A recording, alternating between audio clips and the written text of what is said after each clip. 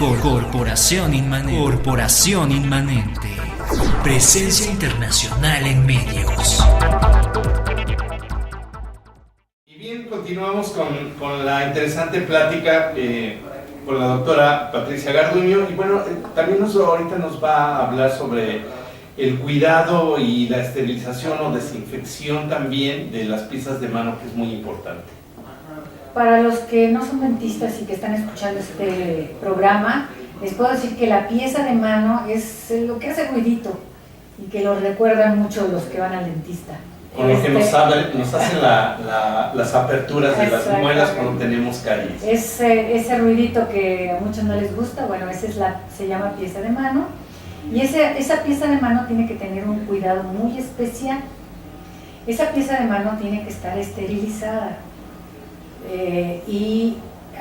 Desgraciadamente todavía en México no se generaliza la esterilización de la pieza de mano, pero ya lo tenemos que hacer, esterilizar la pieza de mano, no solamente desinfectarla, sino esterilizarla. Y hay unos cuidados que tenemos que tener con la pieza de mano para que no se dañe. La pieza de mano tiene unos aditamentos muy sensibles y fácilmente se puede dañar. Por lo cual, tenemos que tener mucho cuidado en manejarla correctamente. Tenemos que aceitarla cada vez que la utilizamos, tenemos que lavarla con jabón y al chorro del agua, con un cepillo. En Keiko hay unos equipos para limpiezas de pieza de mano.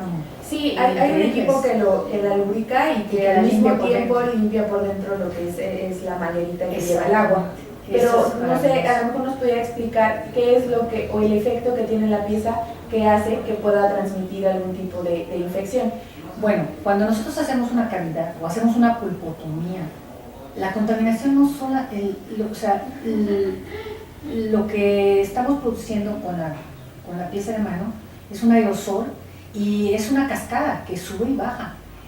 O sea que la saliva del paciente está metiéndose a la pieza de mano. Y la sangre del paciente se está metiendo en la pieza de mano, no solamente está por fuera, sino al moverse la fresa, la sangre y la saliva del paciente como si la jalara, está entrando. La succiona. Sí, de hecho hay estudios que lo comprueban, están unos estudios en donde han puesto en un caldo de cultivo una pieza de mano esterilizada y una pieza que no, y el caldo de cultivo en la pieza no esterilizada está turbio, y hay un crecimiento bacteriano grandísimo, de manera que está comprobado que la pieza de mano está contaminada por dentro, no solamente por fuera. Entonces, bueno, ¿qué tenemos que hacer? Tenemos que lavarla con jabón, al chorro del agua, con un cepillo, tenemos que secarla. Si tenemos ese aparato para limpiar por dentro, excelente, y si no, lo tenemos que secar, aceitar y meterla en una bolsita para meterla al autoclave. Las piezas de mano solamente se pueden esterilizar en autoclave. ¿Por qué? Porque solamente tienen una temperatura límite que es 132 grados, que el autoclave esteriliza a 132 grados. El calor seco esteriliza a 170 grados, entonces se echaría a perder en calor seco. Entonces, para los pacientes, ustedes tienen que estar pendientes que su dentista saque la pieza de mano de una bolsita que tiene un sello de esterilización. Y para los dentistas tienen que tener mucho cuidado que su pieza de mano esté bien lubricada para que no tenga daño durante las esterilizaciones. Actualmente las piezas de mano todas son esterilizables, exactamente. Sí, porque hay muy poca información acerca de ese tema, ¿no? Sí. No, a lo mejor no sabemos que la pieza de mano es susceptible a este tipo de problemas y podemos provocar otro tipo de cosas. Sí, exactamente. Mira, la pieza de mano ha pasado por una evolución aquí en México. Alrededor de los 80s, cuando se descubrió el virus del HIV, empezaron a darse cuenta que se tenía que manejar la pieza de mano de otra manera. En México llegaban piezas de mano que se podían esterilizar y que no se podían esterilizar, pero actualmente ya todas las piezas que venden en México, todas son esterilizables, autoclavables, todas, cuesten lo que cuesten, todas ¿Por qué? Porque cambiaron los componentes de las piezas de mano, lo que tienen adentro, que eran plásticos, y ahora les pusieron plásticos, pero más resistentes o metal. Entonces, todas las piezas de mano son resistentes a la temperatura y susceptibles a la temperatura y a la esterilización.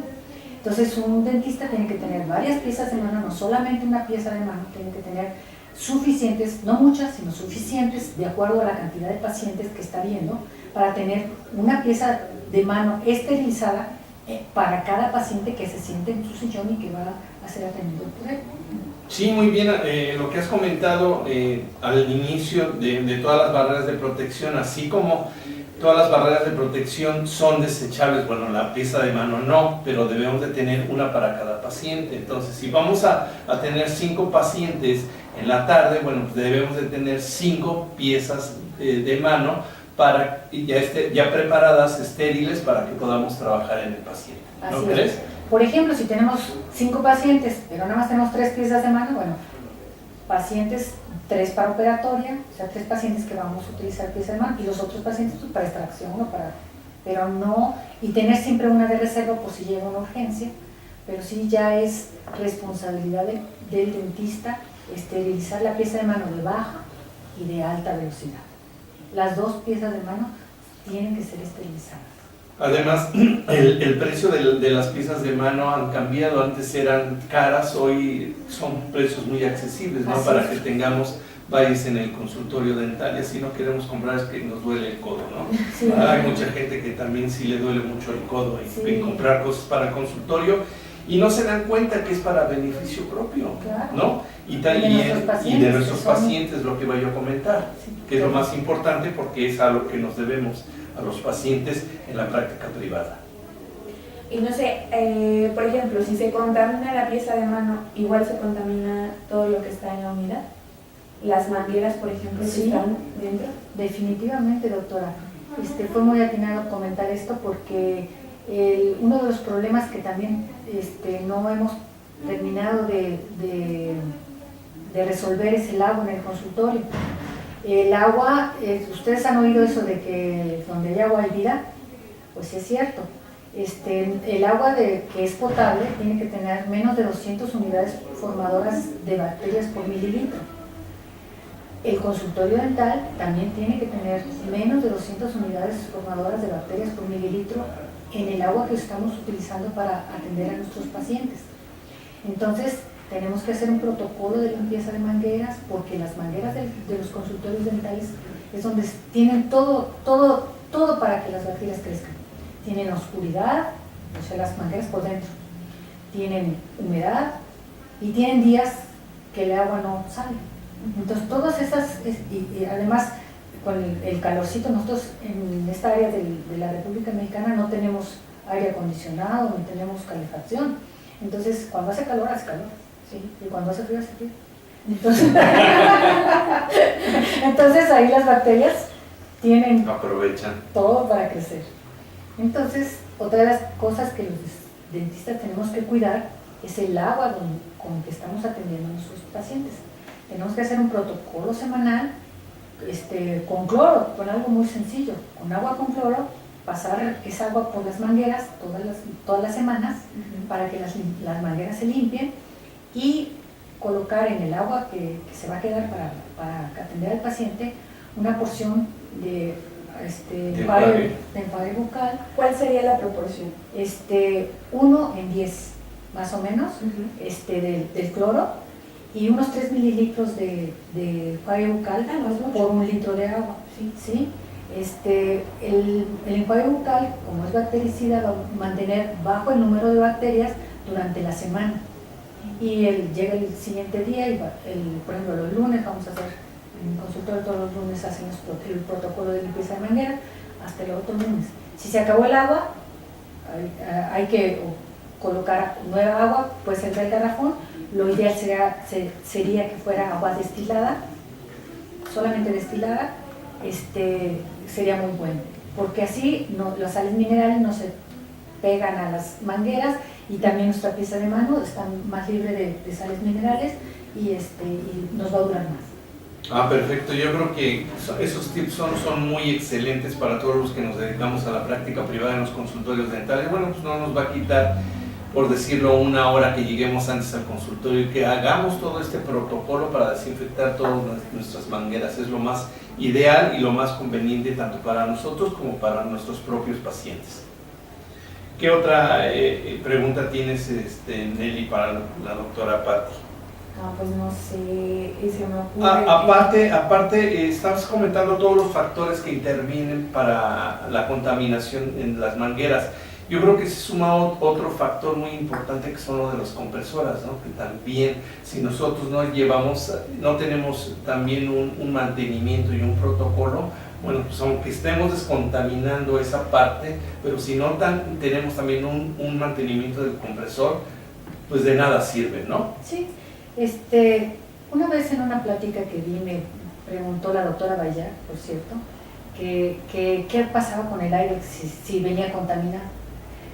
La verdad es que en ese momento no supe qué contestarle y me fui a la literatura. Y lo que encontré es que no hay evidencia que de la compresora pueda llegar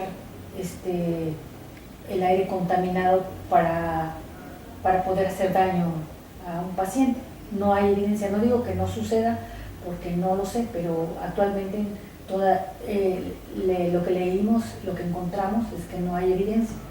Que por ese lado, lo que sí tenemos que hacer es el mantenimiento para que no pase aceite, por ejemplo, para que no llegue el aceite a la pieza de mano. A la pieza de mano y no se echa a perder los tratamientos, como son las resinas que son de adhesión y que se boten inmediatamente, ¿no?